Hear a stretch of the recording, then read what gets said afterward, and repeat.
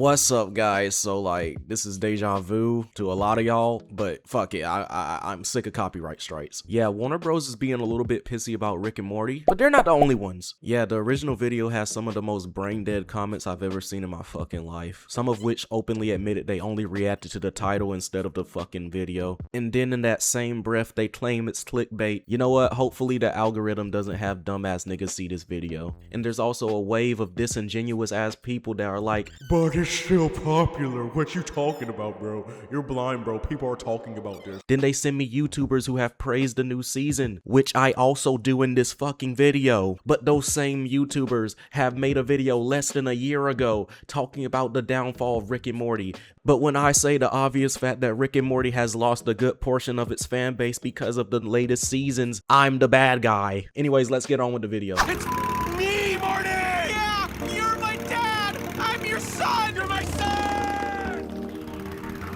Yo, that ending was fucking beautiful, man. We gotta see what people are saying about this.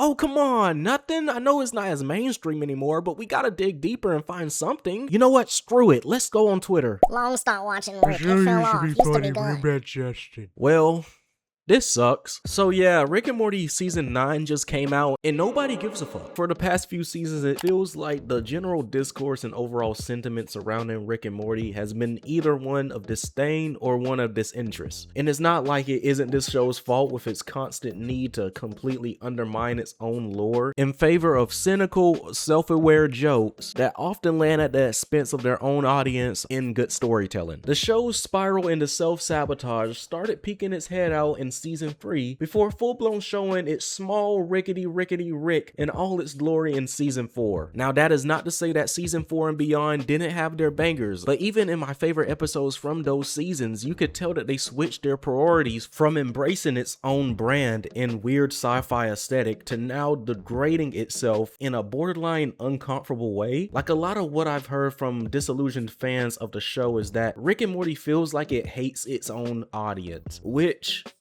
yeah, a lot of the time when they address certain plot points and characters, they do it backhandedly. Like, bro, I never understood their utter bitterness towards Rick's backstory. Like, my nigga, you wrote the show and you're mad at us for being interested in what you're alluding to? Make it make sense. And then suddenly, out of the blue, one of your showrunners, in voice of both titular characters, leaves unexpectedly from a pretty bad controversy that is so messed up that it's the topic of multiple demonetized videos. So all of that combined will spell disaster for any audience retention from season to season. And now it's to the point where there's no one left to even speak on Rick and Morty having its best season in years. Until me. You see, the thing that this season does differently than the other seasons, other than just being watchable, is so brilliant that I'll even say it's better written than season 2, which might sound blasphemous to other Rick and Morty fans, but let me get into it. Season 9 finally feels like a season of Rick and Morty where we can be proud of watching it. And despite what some people say about the seasons past Justin Roiland's firing not being as good, I would say that his presence ultimately hindered how good the show could have been. Now, as much as I love Justin Roiland's voice acting, my nigga, I've been there since Oscar from Fish Hooks. Y'all don't know him like me for real. But at the end of the day, Justin Roiland is limited by his acting chops. Old Rick and Morty focused on more cynical and nihilistic improv rather than complex storytelling. Now that worked very well for seasons 1 to 2, but season 3 is where it got a little bit shaky, I'm not gonna lie. Because the more serious and philosophical these episodes got, the less convincing Justin's voice became to me.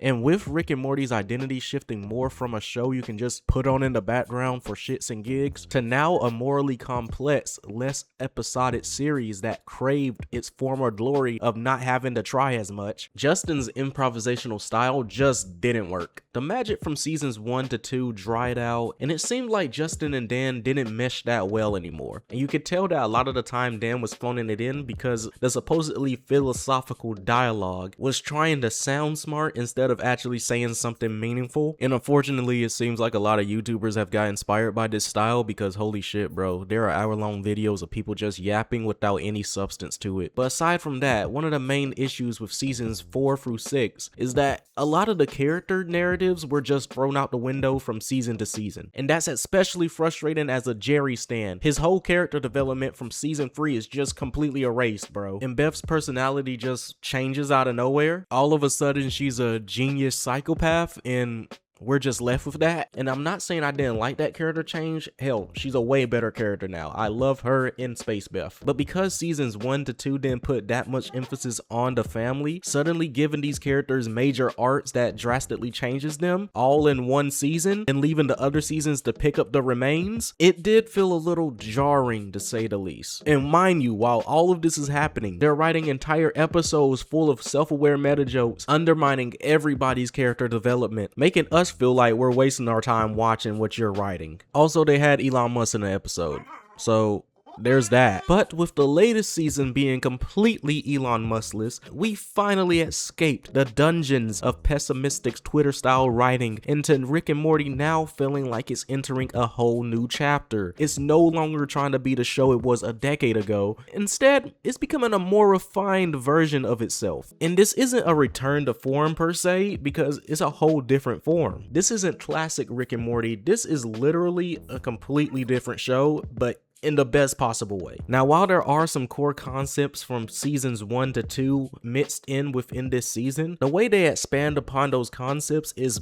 really unprecedented. In episode 2 alone, Rick's Days and 7 Nights, they finally explored the concept of a Rick without a nemesis or a Diane, and what he would be without those two elements. And the answer is the exact same. And Rick's character development this season finally has something that has been lacking for the latter half of this series: a proper deep diagnosis of what makes his character tick. Because even with the therapy centered episodes, I still felt like it was all surface level. This is the first time we actually delve deeper into his psyche. This episode is a callback to Dr. Wong's therapy speech about Rick using his intelligence to justify his own misery. And this is more of them showing us that instead of telling us. And Rick's not the only one that got deep character development this season, because of course there was Morty, who got, in my opinion, the best episode of the entire series, but even Jerry got great character development and ended up actually getting a fucking job, which is insane. But I would be remiss to not mention that Summer hasn't gotten any character development since like season 3. Yeah, I was really on the Evil Summer hype train, guys. I think it's time to get off, but I really feel like this season has way stronger character dynamics than before, with it all culminating in the beautifully bittersweet season finale that was Field of Dreams. And the reason this finale hit so hard is because, just like in Rick Potion number 9, it exposes Morty's toxic belief that happiness can be manufactured instead of genuinely lived. You see, Morty believes that love is something to possess, not share. And throughout all of his years of adventuring with Rick, it seems like he has absorbed Rick's worldview. And instead of rejecting Rick's behavior,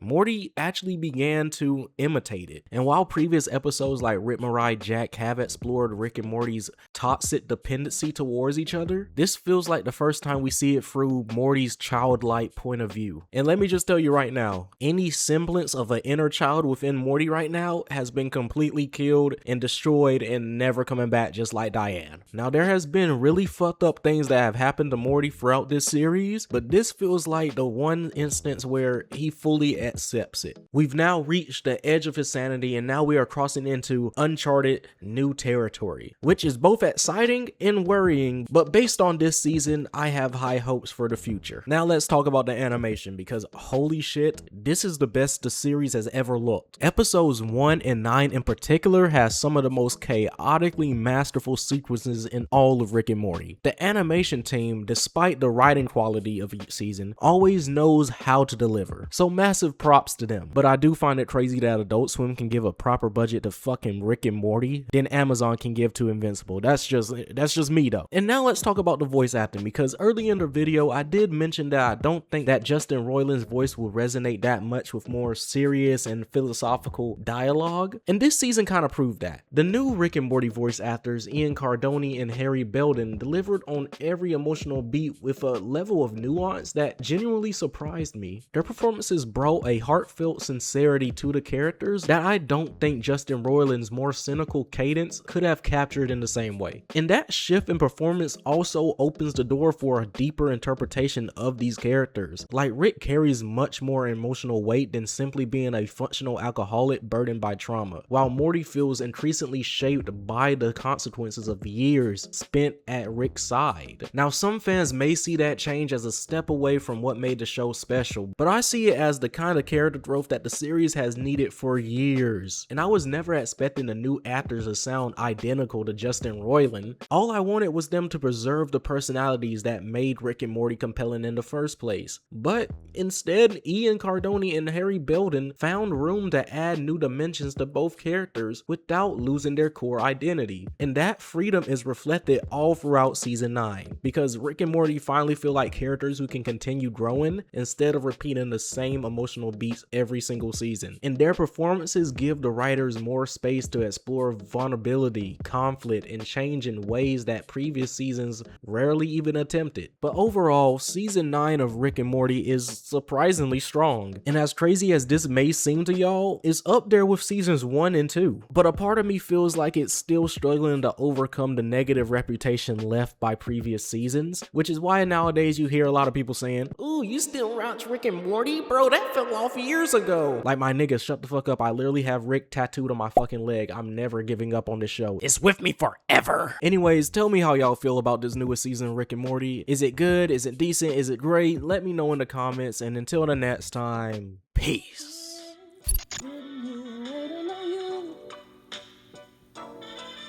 Waiting